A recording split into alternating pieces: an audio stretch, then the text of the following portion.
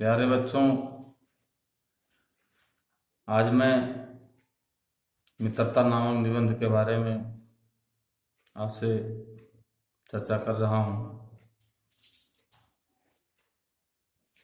आचार्य रामचंद्र शुक्ल जी द्वारा रचित ये निबंध जीवन में बहुत प्रेरणा देता है, खासकर उन बच्चों को जो किशोर हैं। उन बच्चों के लिए ये पाठ संजीवनी बूटी का काम करता है और प्रेरणा मिलती है कि जीवन में हमें किस प्रकार से मित्रों का चुनाव करना चाहिए। मित्रता जीवन की एक औषधि है और एक विष भी।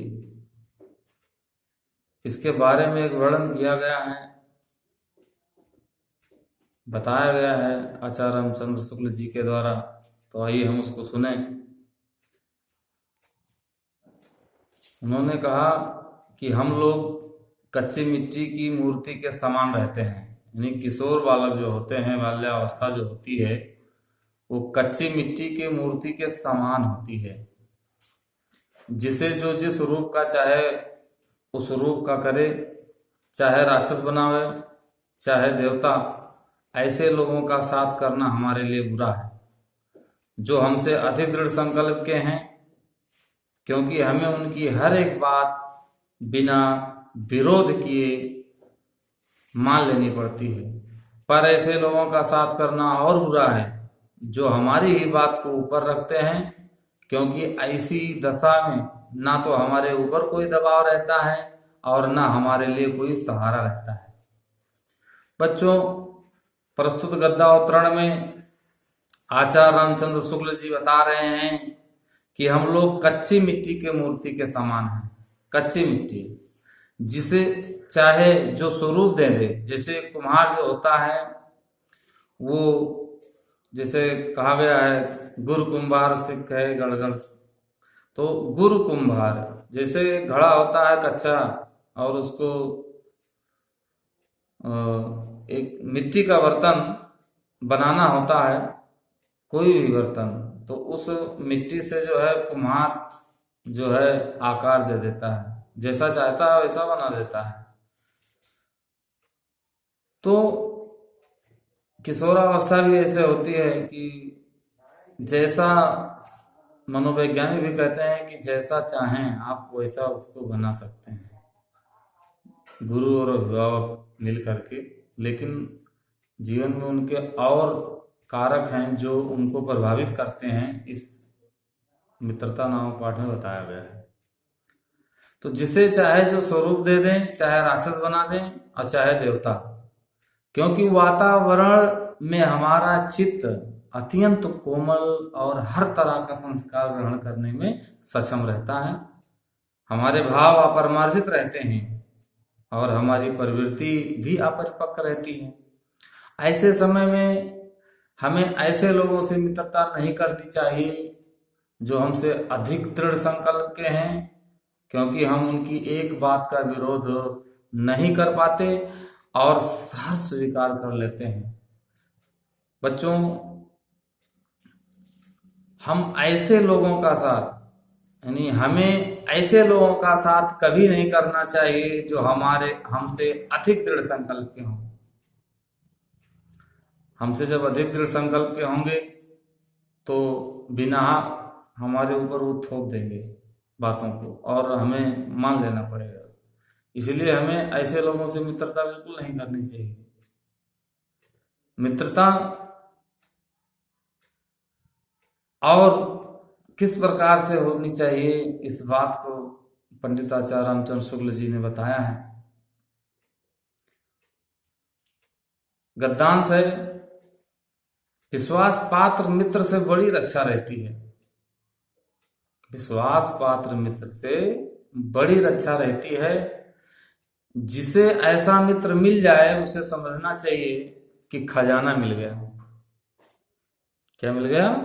खजाना मिल गया। विश्वास पात्र मित्र जीवन की एक औषधि है, टॉनिक है, दवा है।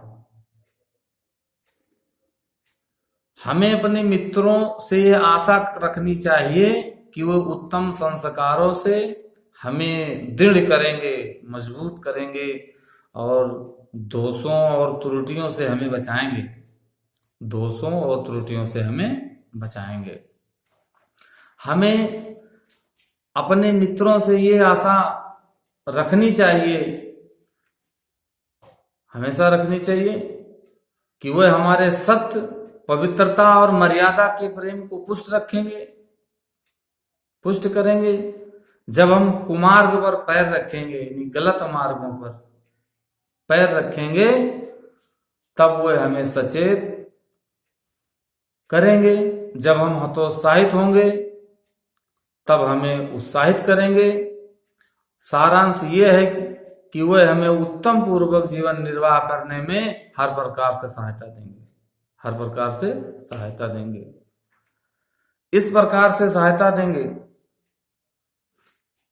सच्ची मित्रता में उत्तम से उत्तम वैद्य की सी निपुणता और परख होती है। जो सच्ची मित्रता होती है उसमें उत्तम से उत्तम वैद्य की सी निपुणता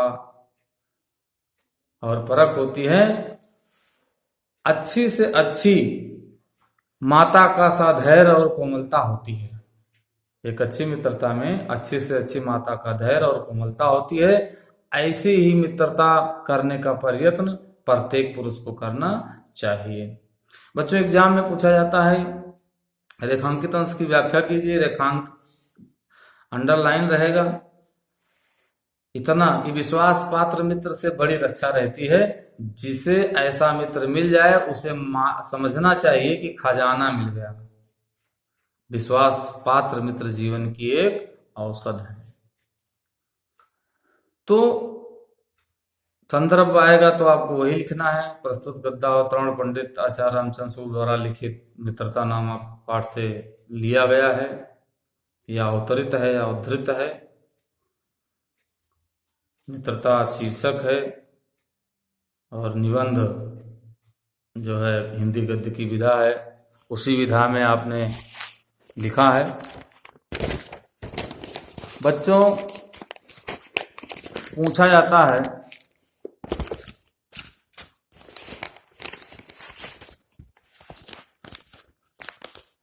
सच्ची मित्रता उत्तम जीवन निर्वाह में बहुत सहायक सिद्ध होती है।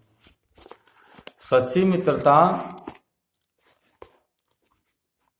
उत्तम जीवन निर्वाह में बहुत सहायक सिद्ध होती है। सच्चे मित्र की तुलना वैद्य से किया जाता है। वैद्य अपने कार्य में कुशल और जानकार होता है, उसी तरह सच्चा मित्र अपने मित्र की अच्छाई और बुराई को परख कर कुशलता पूर्वक बुराइयों से मुक्त कराने और उसकी अच्छाइयों को बढ़ाने में सहयोग करता है। इतना ही नहीं, अच्छी माँ जैसा धैर्यवान होता है, व्यवहार में कोमल होता है। वो मित्र को कैसी भी परिस्थिति में दुखी नहीं देख सकता। प्रत्येक व्यक्ति को ऐसी ही मित्रता करने का प्रयास करना चाहिए। विश्वास पात्र मित्र जीवन में एक औषध होते हैं, एक दवा होते हैं, और जीवन को आगे बढ़ाने में हमेशा धैर्य संयम के साथ हमें आगे बढ़ाने के लिए हमेशा प्रेरणा देते हैं। हमें गलत रास्तों पर न जाने की प्रेरणा देते हैं। इस तरीके से जीवन आगे बढ़ता है। तो कितना सुंदर तरीके से पंडित आचार्य राम शुक्ल जी ने मित्रता, जो कक्षा 10 में पहले ही चैप्टर दिया गया है कि बच्चे किशोर होते हैं और इसे पढ़ें, क्योंकि मित्र बनाने में कठिनाइयाँ आती हैं। बच्चे नहीं बना पाते हैं, अच्छे मित्रों को नहीं ढूंढ पाते हैं। इसलिए जब ये चैप्टर पढ़ेंगे तो उन्हें प्रेरणा मिलेगी किस प्रकार से हमें मित्रों का चुनाव करना चाहिए। और जब ये प्रेरणा मिल जाएगी उन्हें, तो अच्छे मित्र अच्छे संगत में जाकर जो है अपने आप को विकसित कर सकेंगे। बच्चों, हमें अपने मित्रों से आशा करनी चाहिए कि वो हमारे दोषों त्रुटियों से हमें सतर्क करेंगे और बचाएंगे। सदैव कुमार्ग के प्रति सचेत करें और कर्मशील बनने में उत्साहित करें। लेखक ने सच्ची मित्रता की तुलना उत्तम वैद्य से कर दी है। वो एक उत्तम वैद्य होता है। तो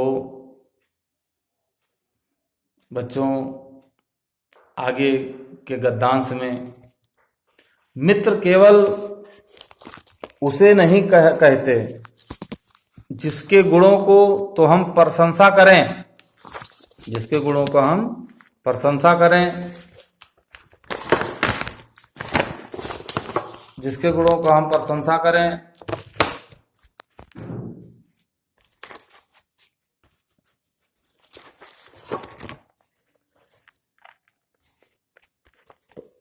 परंतु जिससे हम स्नेह न कर सकें, जिससे अपने छोटे मोटे काम तो हम निकाल लेते जाएं, लेकिन भीतर ही भीतर घेरा करते रहें। मित्र सच्चे पथप्रदर्शक के समान होना चाहिए, जिस पर हम पूरा विश्वास कर सकें। भाई के समान होना चाहिए, जिसे हम अपना प्रीत पात्र बना सकें। हमारे अपने मित्र के बीच सच्ची सहानुभूति होनी चाहिए, ऐसी सहानुभूति जिससे एक के हानि लाभ को दूसरा अपना हानि लाभ समझे। मित्रता के लिए यह आवश्यक नहीं है कि दो मित्र एक ही प्रकार के कार्य करते हों या एक ही रुचि के हों।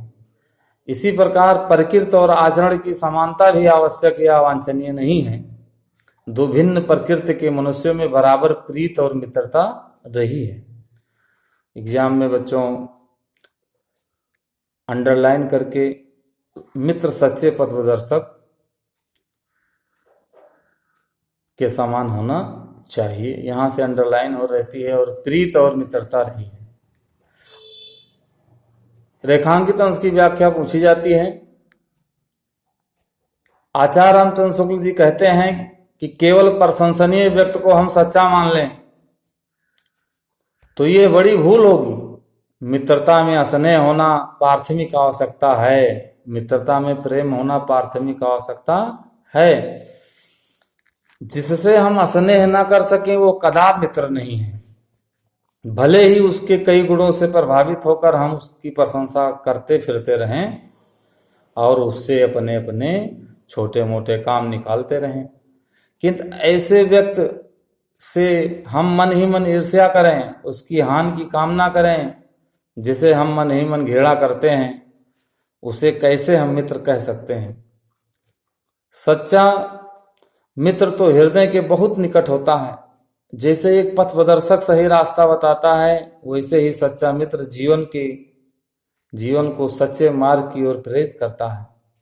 जिस पथ पर चलकर मित्र उन्नत के शिखर पर पहुंचता है, मित्रों के बीच परस्पर सहानुभूति होती है, परस्पर विश्वास होता है। मित्र तो भाई के समान होता है, गहरी एकता होती है, वही प्रिय पात्र होता है।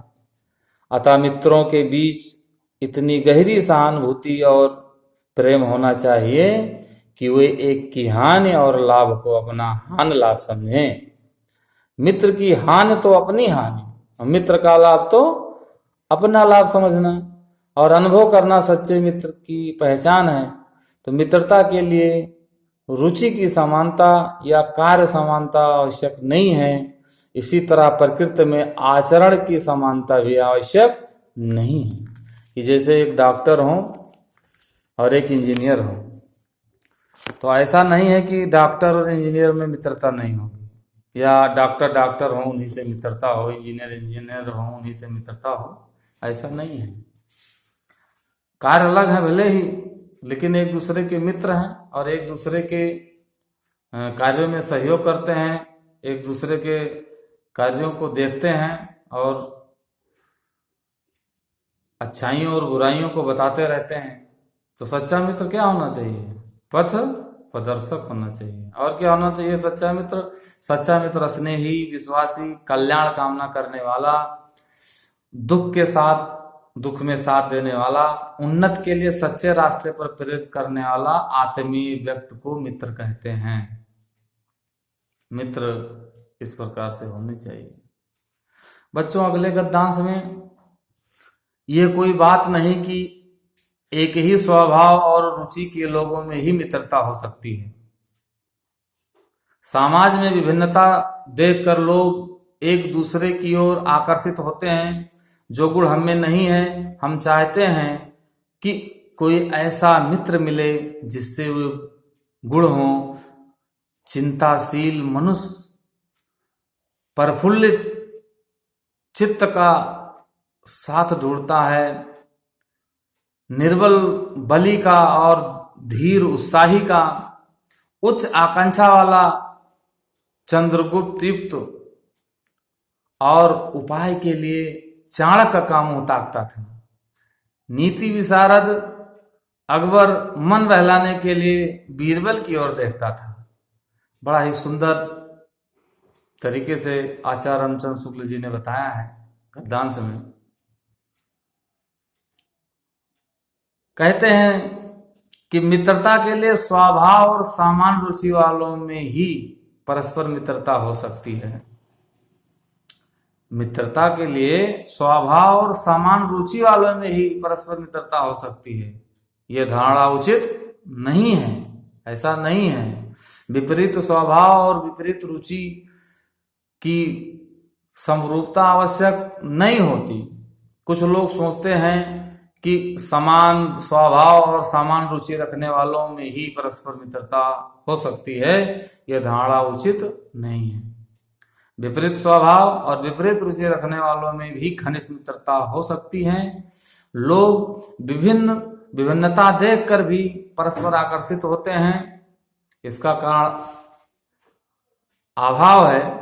जैसे दुर्बल व्यक्ति उत्साही बलवान की तरफ, दुखी व्यक्ति प्रसन्नचित व्यक्ति की तरफ आकर्षित होता है। लेखक कहता है कि दुखी व्यक्ति प्रसन्नचित व्यक्ति की तरफ, अज्ञानी व्यक्ति ज्ञानी व्यक्ति की तरफ आकर्षित होता है। कीर्ष और सुदामा की मित्रता, चाणक्य और चंद्रगुप्त की मित्रता इत्यादि प्रसिद्ध है। बच्चों, अगले गद्यांश में बताया गया है आचार्य रामचंद्र शुक्ल जी के द्वारा, मित्र का कर्तव्य इस प्रकार बताया गया है। उच्च और महान कार्य में हर प्रकार सहायता देना, मन बढ़ाना और साहस दिलाना कि तुम अपनी निज की सामर्थ्य से बाहर काम कर जाओ। निज की सामर्थ्य से जब मित्रता हमें प्रेरणा देती है तो ऊर्जा हमारी दोगुनी हो जाती है। हमें गलत कार्यों से जब रोकती है तो हमें और बल मिलता है। बच्चों, ये कर्तव्य उसी से पूरा होगा जो दृढ़ चित्त और सत्य संकल्प का हो। जो दृढ़ चित्त हो, सत्य संकल्प का हो। इससे हमें ऐसे ही मित्रों की खोज में रहना चाहिए जिनमें हमसे अधिक आत्मबल हो। हमें उनका पल्ला उसी तरह पकड़ना चाहिए जिस तरह सुग्रीव ने राम का पकड़ा था। जिस तरह सुग्रीव ने राम का पल्ला पकड़ा था। मित्र हो तो प्रतिष्ठित और शुद्ध हृदय के हों, मृदुल और पुरुषार्थी हों, शिष्ट और सत्यनिष्ठ हों। राम सत्यनिष्ठ थे, सुग्रीव सत्यनिष्ठ थे, कीर्ष और सुदामा सत्यनिष्ठ थे, चाणक्य और चंद्रगुप्त सत्यनिष्ठ थे, जिससे हम अपने को उनके भरोसे पर छोड़ सकें और ये विश्वास कर सकें कि उनसे किसी प्रकार का धोखा नहीं होगा। यानी इतना बड़ा विश्वास होना चाहिए एक दूसरे में कि कभी जीवन में धोखा नहीं होगा। बच्चों, आजकल मित्रता हम देखते हैं समाज में कि उसमें धोखा ही धोखा है, क्योंकि जांच परख मित्रता की नहीं होती है। आगे का दांत में पढ़ेंगे कि जब आपके पास जेब में पैसे होते हैं तो होटल छाप, रोड छाप और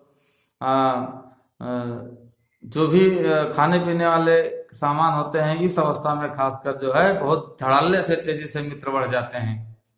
और ऐसे में जब पास में पैसा होता है तो तमाम मित्र हो जाते हैं, जब नहीं होता है तब कोई साथ देने वाला नहीं होता है। तो ऐसे मित्र जीवन में क्या होते हैं? विष होते हैं। तो कहा गया है कि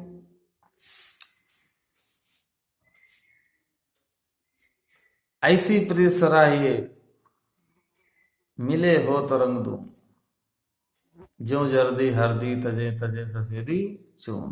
प्रेम, पहले प्रेम होना चाहिए और मित्र आपस में मिलकर दूने हों, एक दूसरे पर विश्वास भी करें। तो इस गद्यांश में प्रस्तुत पंक्तियों में लेखक कहता है कि एक सच्चा मित्र अपने मित्र की अच्छे एवं महान कार्यों को करने में इस प्रकार सहायता करता है कि वो साहस और दृढ़ संकल्प के बल पर अपने सामर्थ्य से भी अधिक कार्य कर जाता है। किंतु ऐसे मित्र सरलता से नहीं मिलते बच्चों। ऐसा कार्य वही व्यक्त कर सकता है जिसका मन शक्तिशाली हो और जो स्वभाव का दृढ़ निश्चयी हो। शक्तिशाली मन और सत्य मार्ग पर चलने वाला व्यक्ति ही संकट आने पर अपने मित्र की सहायता कर सकता है। बच्चों, बहुत सुंदर लेखन है। हमें ऐसे मित्रों की खोज करनी चाहिए जो आत्मबली, स्वभाव से दृढ़ निश्चयी, सत्य मार्ग का अनुगमन करने वाला हो। ऐसे व्यक्ति ही निष्कपट, सभ्य, परिश्रमी और सत्यनिष्ठ मित्र होते हैं। बच्चों, मित्र का कर्तव्य जो बताया गया है इसमें, उसे आप समझें। अगले गद्यांश में हम आपको मित्रता नामक निबंध को पूरा कर देंगे। इसके बाद बच्चों हम आपको पद्यांश भी आपको लय ताल और लय ताल छंद के साथ आपको पढ़ाने का प्रयास करेंगे। जो भी त्रुटियां होंगी तो उससे ज़रूर हमें अवगत कराइएगा, क्योंकि अभी हम प्रयास कर रहे हैं। अभी अनुभव इस पर हमें नहीं है ज़्यादा, लेकिन प्रयास कर रहे हैं कि हम आप लोगों के बीच में मौजूद रहें इस वैश्विक महामारी में, और हम भी आपसे जुड़े रहें। और जो कुछ हमें जानकारियाँ पुस्तकों के माध्यम से और हमारे गुरुजनों के माध्यम से जो मिली है उसको आप तक पहुंचाते रहें। बहुत बहुत धन्यवाद।